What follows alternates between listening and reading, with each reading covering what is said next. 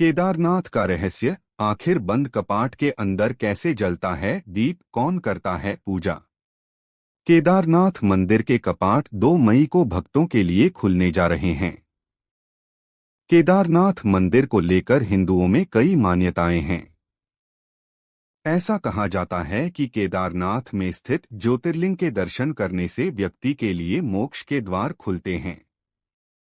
यह मंदिर 6 महीने तक बंद रहता है और महज 6 महीने ही यहाँ भक्त दर्शन कर पाते हैं, लेकिन जब मंदिर बंद रहता है उस समय भी मंदिर के अंदर दीपक खुद ब खुद जलता रहता है।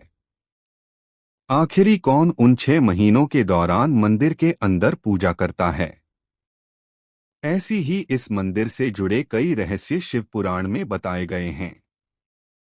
आइए जानते हैं केदारनाथ मंदिर से जुड़े कुछ हैरान कर देने वाले रहस्य। केदारनाथ जहां आरंभ और अंत एक साथ आकर मिलते हैं, जहां भगवान शिव के होने का एहसास मिलता है, जहां दुखी मन को शांति मिलती है और मुक्ति के द्वार का मार्ग आरंभ होता है।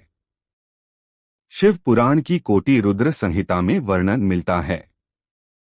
जो मनुष्य केदारनाथ की यात्रा भाव से जा रहा है और मार्ग पर चलते समय किसी कारण उसकी मृत्यु हो जाती है तो उसे भी मोक्ष की प्राप्ति होती है।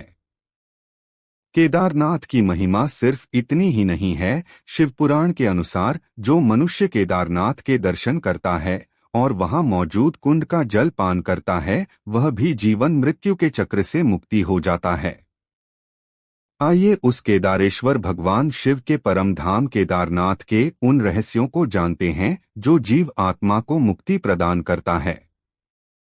जाने केदारनाथ के अनकहे रहस्यों को जानते हैं।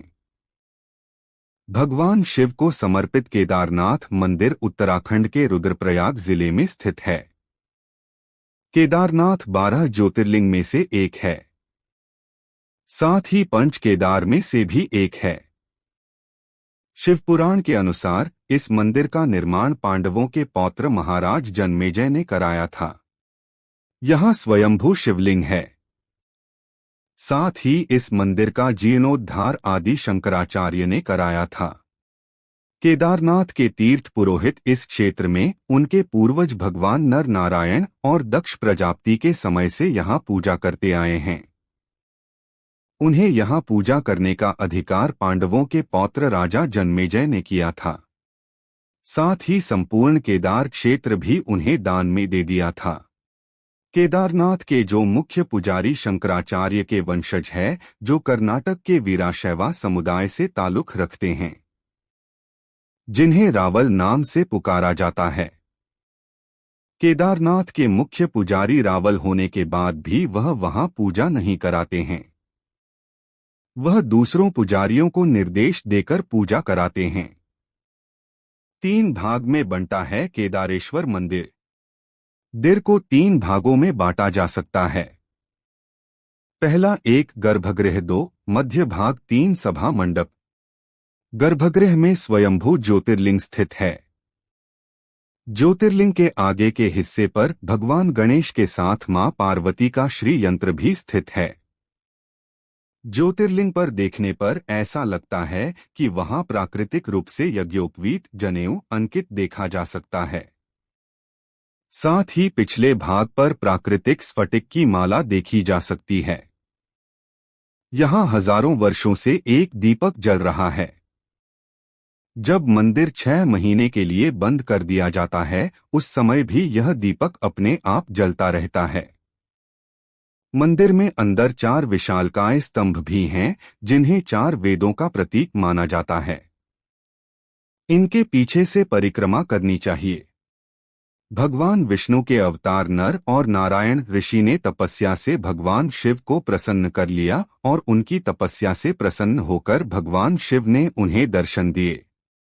तब नर और नारायण ने वरदान मांगा कि आप ज्योतिर्लिंग रूप में सदा के लिए यहाँ वास कर जाएं। भगवान शिव ने उनका वरदान पूरा किया और सदा के लिए ज्योतिर्लिंग रूप में केदारनाथ में वास कर गए। पुराणों के अनुसार महाभारत का युद्ध जब समाप्त हुआ तो भ्रातृ हत्या के पाप से मुक्ति पाने के लिए भगवान शिव के पास जा रहे थे। पाप से मुक्ति पाने के लिए वह भगवान शिव से आशीर्वाद पाना चाहते थे, लेकिन भगवान शिव पांडवों को दर्शन नहीं देना चाहते थे। भगवान शिव की खोज में पांडव पहले काशी पहुंचे, लेकिन भगवान शिव वहां से अंतर्ध्यान हो गए। भगवान शिव को खोजते खोजते पांडव हिमालय आ पहुंचे, लेकिन भगवान शिव वहां से भी अंतर्ध्यान हो गए। लेकिन पांडवों ने हार नहीं मानी और भगवान शिव को पाने की खोज जारी रखी।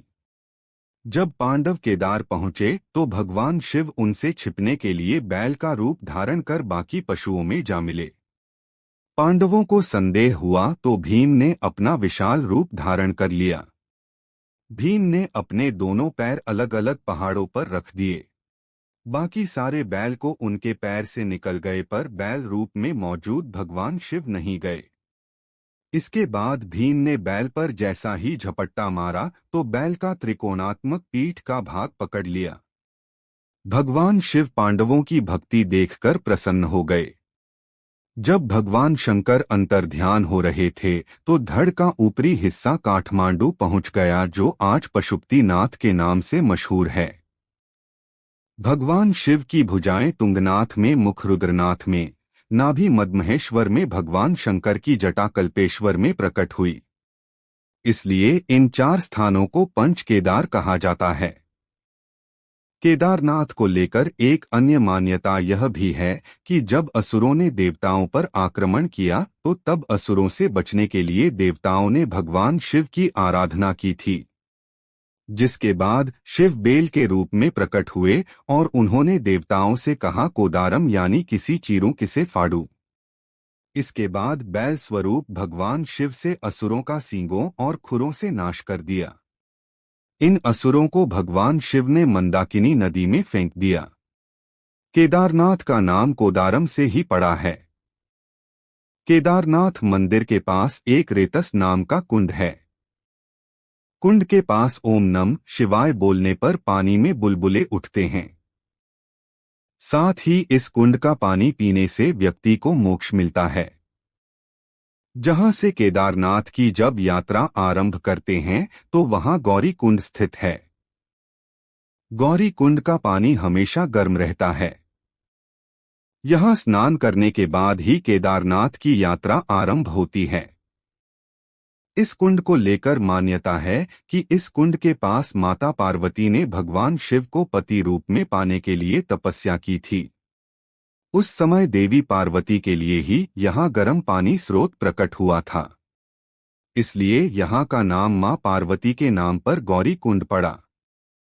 केदारनाथ मंदिर को लेकर यह भी कहा जाता है कि जब मंदिर 6 महीने के लिए बंद रहता है तो उन 6 महीनों में भी दीप अपने आप जलता है। केदारनाथ मंदिर के आसपास रहने वाले बताते हैं कि मंदिर के कपाट बंद होने के बाद भी मंदिर के अंदर से घंटी बजने की आवाज आती है। पुराणों के अनुसार इन 6 महीनों में देवतागण यहाँ पूजा करते हैं, यानी मंदिर 6 महीने मनुष्यों के लिए खुला रहता है और बाकी 6 महीने देवताओं के लिए।